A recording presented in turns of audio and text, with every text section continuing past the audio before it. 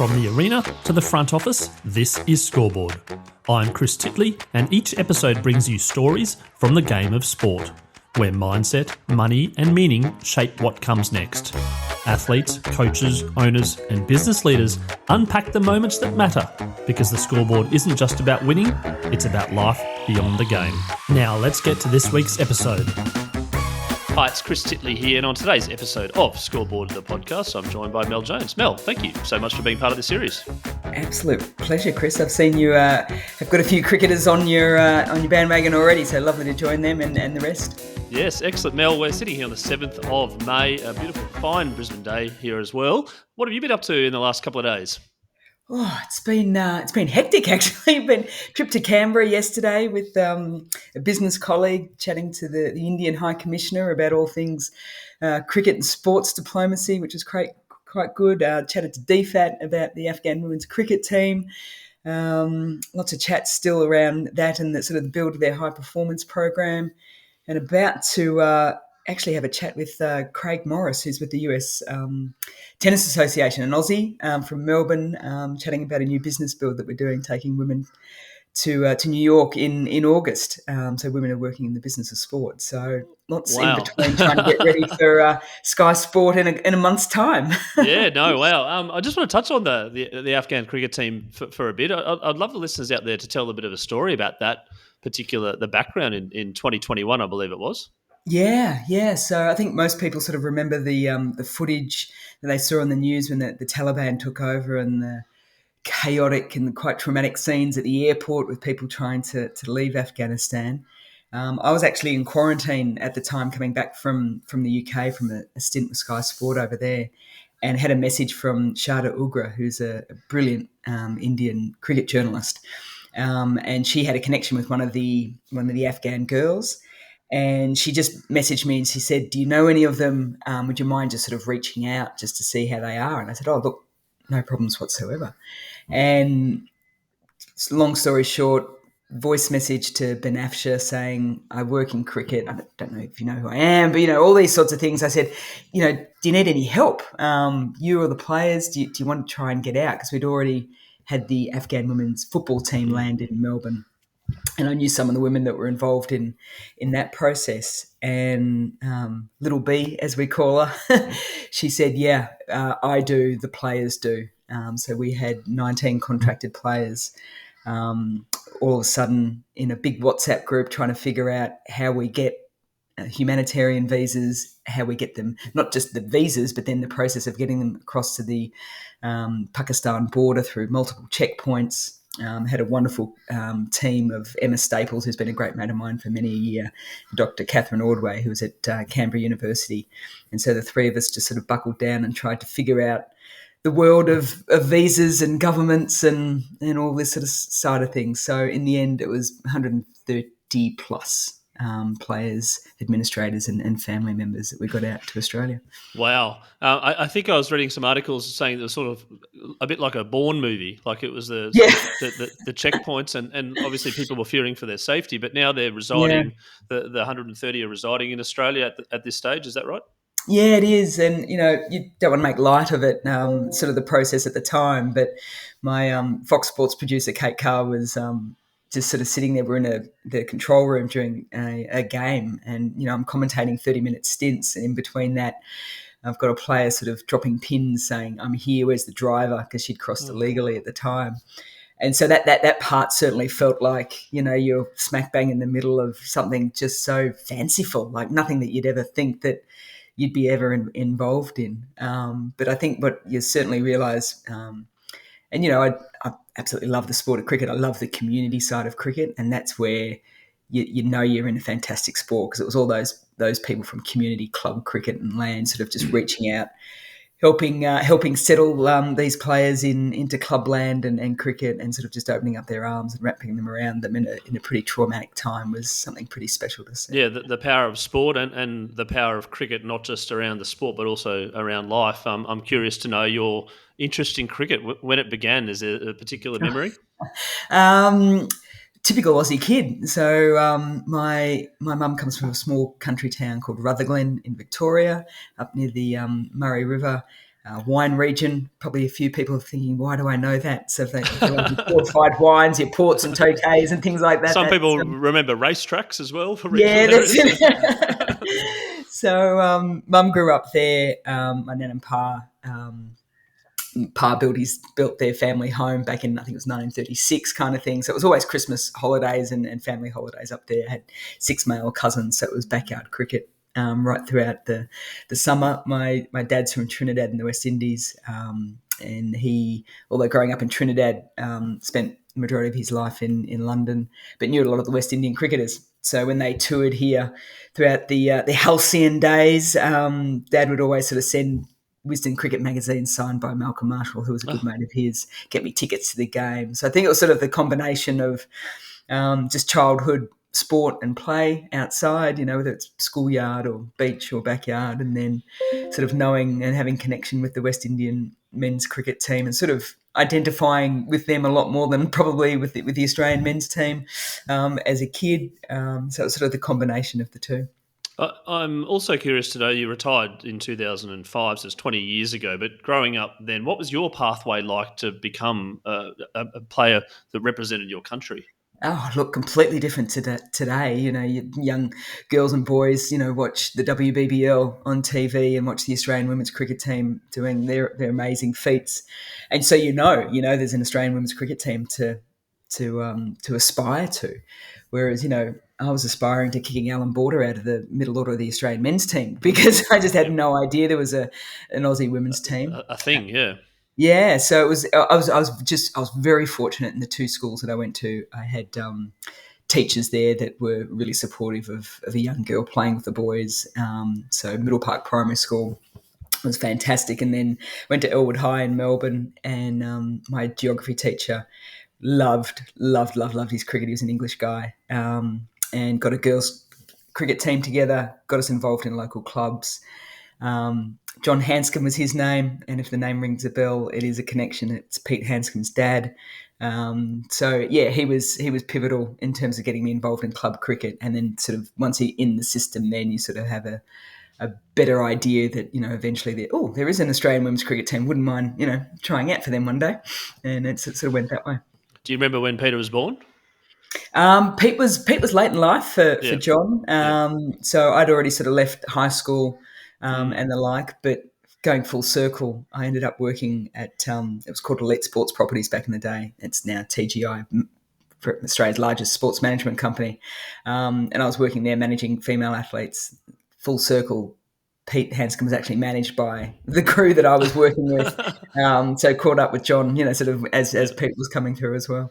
Yeah, excellent. The ideation of playing for Australia as a young child there, and as you probably played with the boys all the way through, was there a point there where you're like, actually, I'm pretty good. This is good. I like this. I knew I liked it. I knew I was okay at it. It's still always the complete shock when you get selected.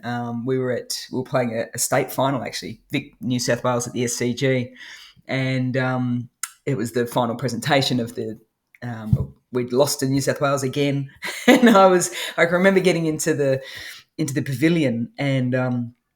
Deprived childhood. I'd never had a prawn cocktail. They had those on the bench, and I'm like, oh, this is great. We've lost, but I'm having a prawn. And I was way at the back of the room as they were announcing the Australian team, and I just didn't even think I had a shot at all. I was cheering on the rest of the players. I thought, this is great. You had a mouthful of prawn cocktails. Yeah, completely missed my name. They're like, you got picked. I'm like, don't be stupid.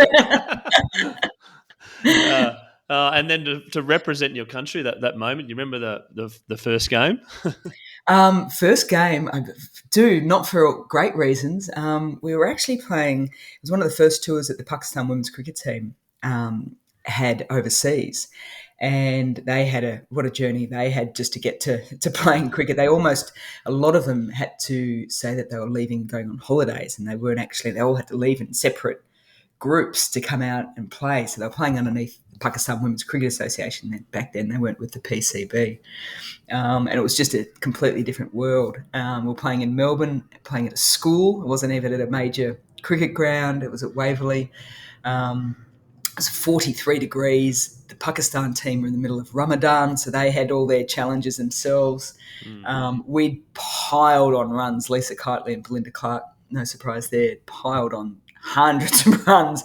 And I went out to the middle with about 2 overs to go and was just sort of hit and giggle. And I think it was the only catch they took that day. So right. Well, at least you gave them a positive, right? A positive figure. We got one. Huh?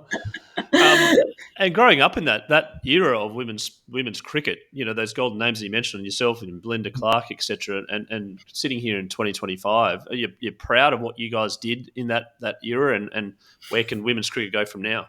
Yeah. Oh, look, immensely proud.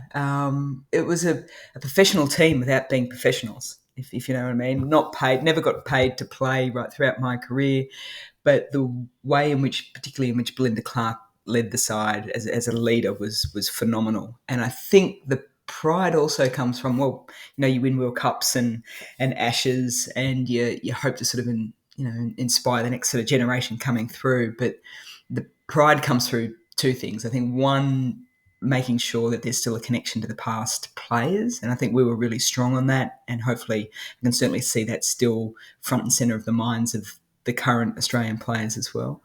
And I think the other pride is that you sort of look at that team that I was involved in, and so many of these players have played pivotal roles in cricket since. So Chris Matthews was our manager back then, so she's gone on to be CEO of the WACA and is now president of the Players Association. Belinda Clark, all her work at Cricket Australia now with the Leadership Playground, her own business there. Lisa Kitely's coached Australia and England. Julia Price has coached Hobart Hurricanes, and the USA Cricket is doing phenomenal development work around the world. She's currently in Brazil, developing the game there for women. Shelley Nitschke, current Australian coach. So that's the other part of it, is that they haven't just played the game and then, we're all had our full-time jobs and gone off in our own way, but I think we're still so well connected to the game and hopefully making a difference there as well. Absolutely. A blast from the past there, Julia Price. She was, I was a very amateur wicketkeeper in lower grades of Brisbane during the late 90s, early 2000s. But Julia was one of my coaches at a cricket camp when I was about 13 or 14 as a wicketkeeper. Oh, wow. And it was like one of these moments where I'm like, Julia Price. And then we just got on really well at the time. And I was like, I love wicketkeeping. And she made it fun. Right? Yeah. She makes a lot of things fun. Always this big radiant smile on her face. It was a lovely person. Great to hear that she's still involved with the game. And just on that, as you were playing for Australia, etc., was there, you said you weren't getting paid. What was in the back of your mind going, can I keep doing this forever, or what am I doing, Yeah, look, and for me at that time, I was I'd come home to Australia over the summer. I'd work with Stephen Field, who's been a great mate for a very long time. He was a regional cricket manager for Cricket Victoria, and I'd go out and we'd do development work from Mildura to Warrnambool and all over the Brokenville, all over the place.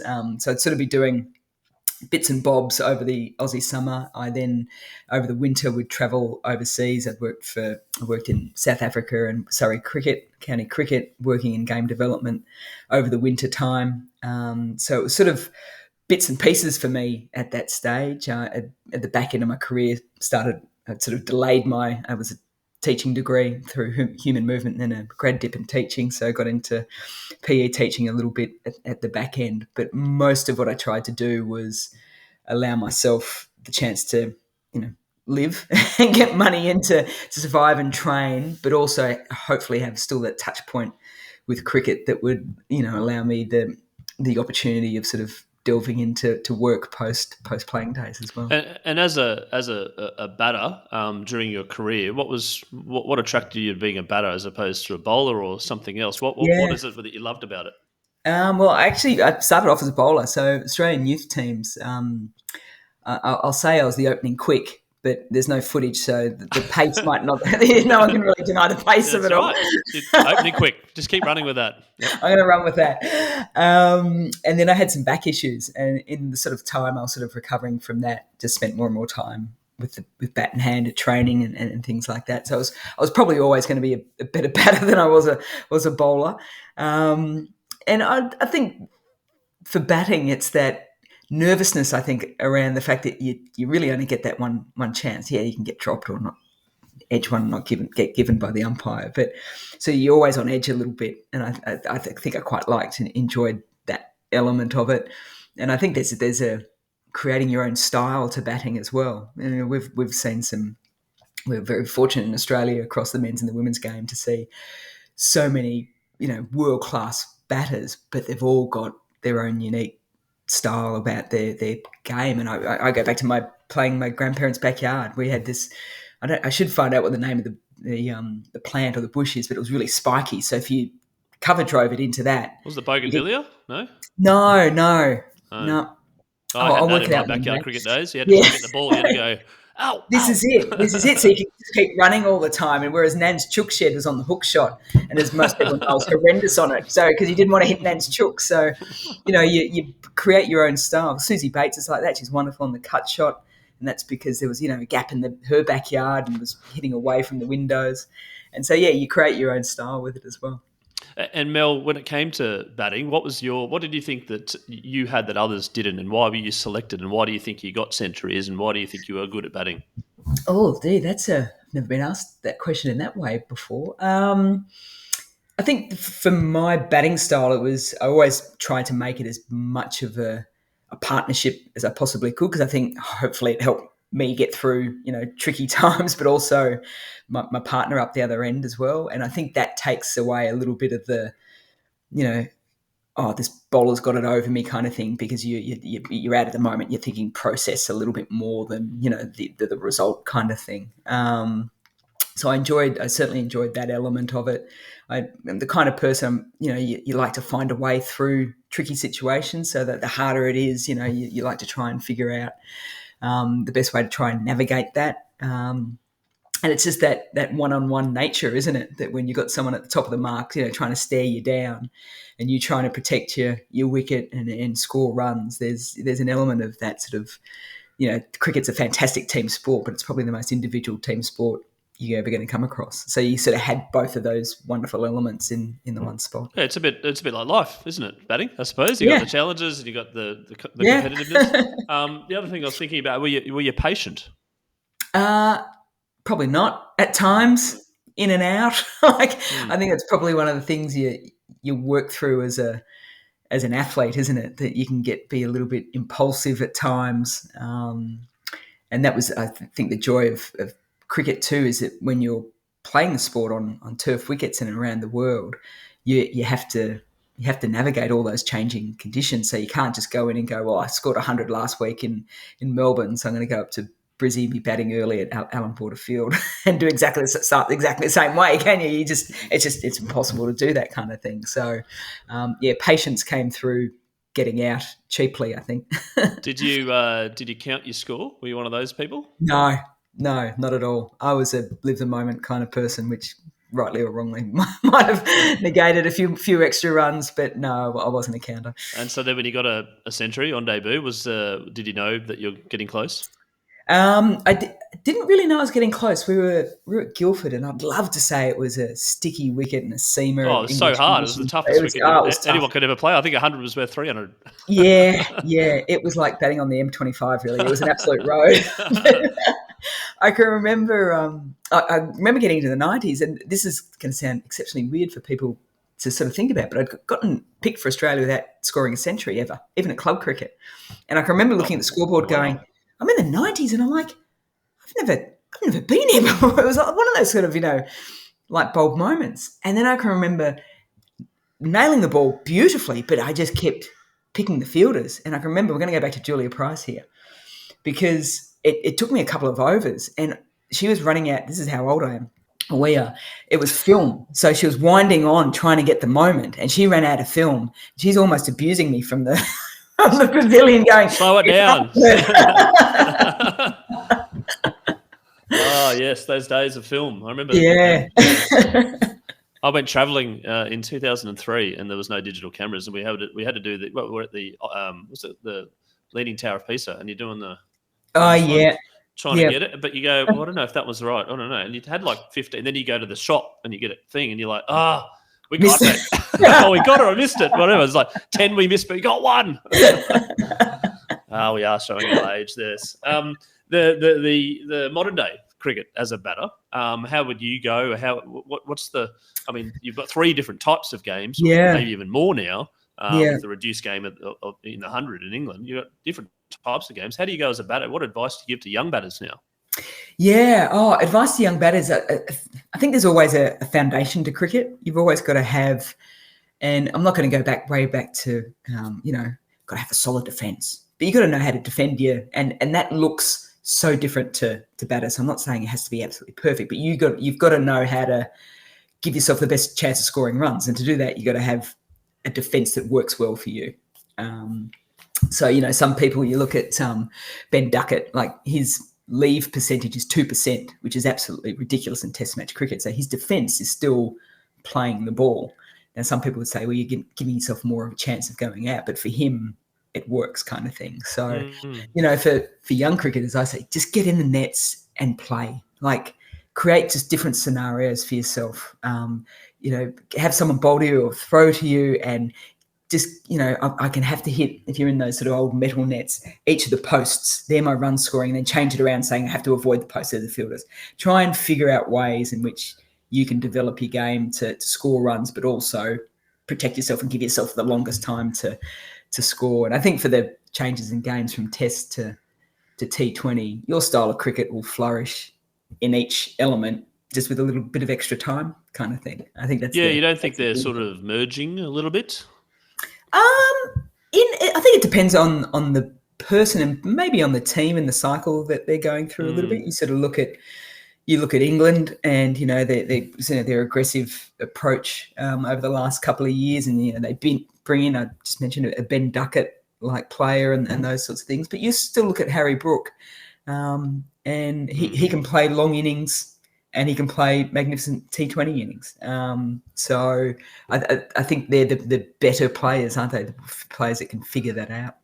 Now, you've already rolled off a couple of stats, and you're a commentator, and you obviously analysed the game. Back in your day, there was none of that. How do you find the stats now and the numbers and the overload, I suppose? Yeah, I think there needs to be a balance in it. And I'm the kind of commentator, like you get provided stats and you go do your own research as well. I like it to be relevant to the conversation you're having and not be over the top. You're really mindful that you're talking to such a broad range of people.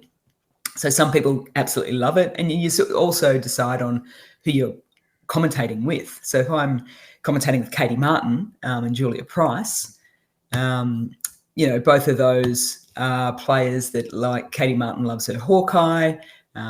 Julia Price is really analytical on technique, so you can almost leave that to them to sort of flourish in that position. But if you're with more storytellers, you then sort of can delve into the stats and sort of bring that through a little bit.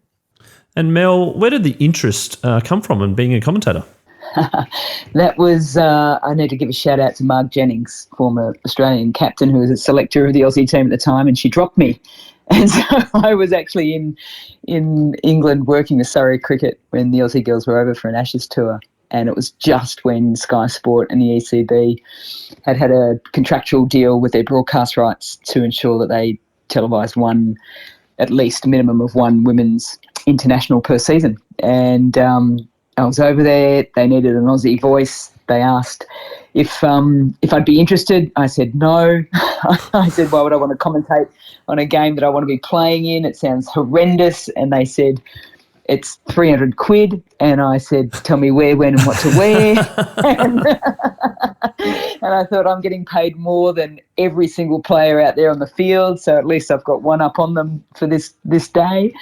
Got in the commentary box with the likes of Gower and Botham, Paul Allett, Graham Fowler, and there was someone else in there, Bob Willis, for the game. There you go. And the first sort of iteration of your commentary, have you looked back on it? Was it okay?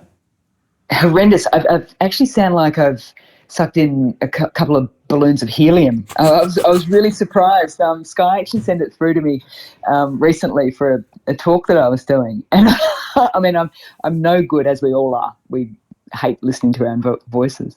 But this was just horrendous.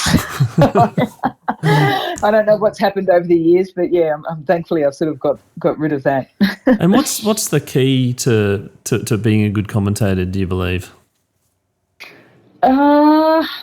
I think first and foremost, you got to be yourself. It's got to be genuine. You've got to play to your own strengths. As soon as you start sort of wavering from that, trying to be someone else or, stretch yourself into spaces. I mean, you stretch yourself, but try not to mimic other people. It becomes disingenuous, I think. So first and foremost, you've got to be you. And I think that's one of the beautiful things about sort of jumping into a commentary box is that there are so many different characters and personalities, which is a lovely mix, I think, and not the same. The worst thing is having 3 people on comms or 2 people on comms who are exactly the same. It gets a bit, for me anyways, a bit monotone and boring kind of thing. So yeah, you got to be yourself. You got to be prepared. You got to do your prep and your work.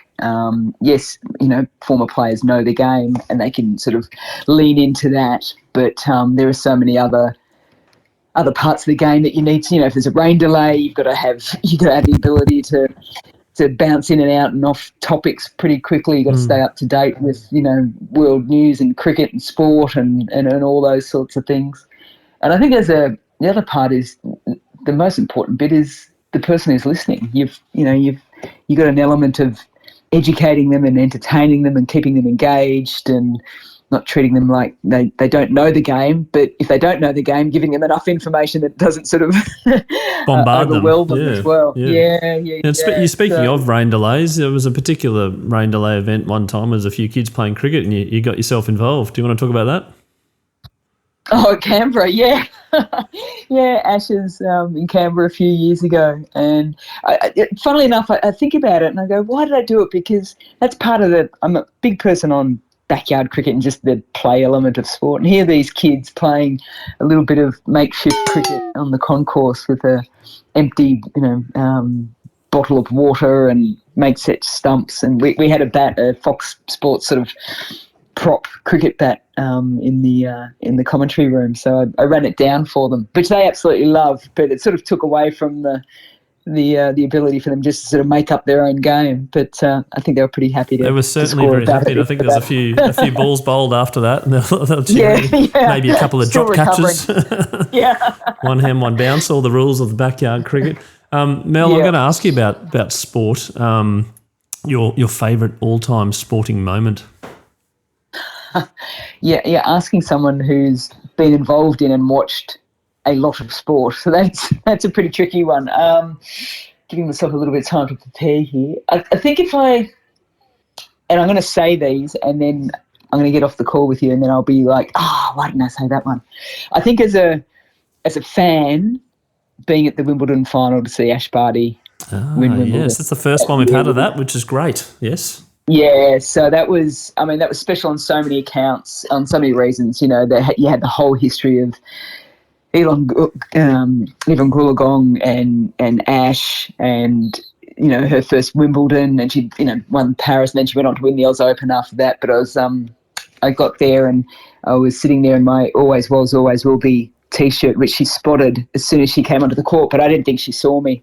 And then once she got was presented with the trophy and she was walking off, she pointed right at me as if to say, "G'day, I see you there," kind of thing, and I just melted. It was just that's so good. So as a fan, it's probably that one. As a work sporting event, it was the T20 final at the MCG when the Aussie women defeated India in front of 86,000+ people. And there's a moment where 1988, I watched the Aussie women under Lynn Larson defeat England at that same ground, and I think there was 2,000 people there, kind of thing. So you can sort of see how the sport's changed and people are embracing it, and seeing world's best athletes being paid and broadcast and all those sorts of things. That was phenomenal. And then as a player, this is going to sound weird too, having won a couple of World Cups and the like, my club side, EMP, when we won our first premiership, and there was a gap of 18 years. To sort of coach them and play in that side and just the club just went absolutely ballistic. You know, it was so much joy to so many people. It was pretty special. That reminds me of growing up in Queensland when I was 13 when we won the Sheffield Shield final after 69 years. It was just this sort of and the longevity between gaps and that makes it all worthwhile and the rest is history. Mel, I ask this for most of my guests. It's a scoreboard moment. And the moment is almost like a Kodak moment. It's a picture in your life or something in your life which you thought, this is so memorable, but it sort of changed the course and changed the direction of your life. What's your scoreboard moment? Changed the direction of my life? Well, funnily enough, I've probably already spoken about it. I think getting dropped and then having that opportunity to commentate. Like if I'd played in that series, I probably would never have commentated. Like that would have been, I would have gone on, I would have kept coaching probably was always my passion and want to get into post-playing career. So I would have gone down a completely different path. And kids these days specialisation is happening a lot more in terms of sports and direction and pathways and rep teams, etc. And kids are playing at 12 and maybe only playing one sport to kind of go through there. What's your advice nowadays to a modern, a 20, 25-year-old kid who was a Mel Jones growing up, inquisitive about wanting to play and have fun in cricket? Some advice now? Don't pigeonhole yourself too soon. There's the game and you yourself develops and changes so quickly. So play other sports, be curious about other things in life, and because all that plays into, fingers crossed, if you're all going well, your ability to become a well-rounded cricketer. And so it's not purely about a skill set of, hitting ball, bowling ball, catching ball kind of thing. You need to have that game sense, tactical awareness. You get that from so many other sports, from watching sports, from talking about sports. You become a problem solver. You find plan B, C, D, however many you sort of need, and you need outlets. You need real balanced kind of approach to life. So don't pigeonhole yourself too soon and get in a bubble. Keep things as broad as you can. And if we repeat this podcast in 5 years' time, let's call it around number 2030, where would you like to see the game of cricket from both a men's and women's point of view be? I would love to see us sort out our scheduling problem, which is, I think, we're eating ourselves beautifully in the sport of cricket at the moment. You want relevance, you want your best players in, the best competitions so that, people can be thrilled and say, I was there when, and we don't sort of just have game after game after game where, they just sort of roll into one and there's sort of no relevance to it all. I would love for the women's game to have a situation where World Cups are, 16 teams and we're not just sort of relying on the same couple of teams at the top of the order. So there's development work sort of to be done around the world as well. So still lots to be done, but at the same time we're still playing a fantastic sport that's providing a lot of enjoyment and fun and careers for a lot of people. Mel Jones, thank you so much for being on Scoreboard, the podcast today, and sharing your life journey and some insights into the game of cricket, the game of sport, and all the different things that come with it and the importance of it, not just on the field but also off the field. I wish you the very best on the upcoming tour of the UK and Sky, etc., in the next phase of your life, and looking forward to following your progress. Oh, thanks so much, Chris. I'm off to ring Julia Price now to find out just how good a wicketkeeper you were. 2 out of 10. All right. Thanks, Mel. There we are.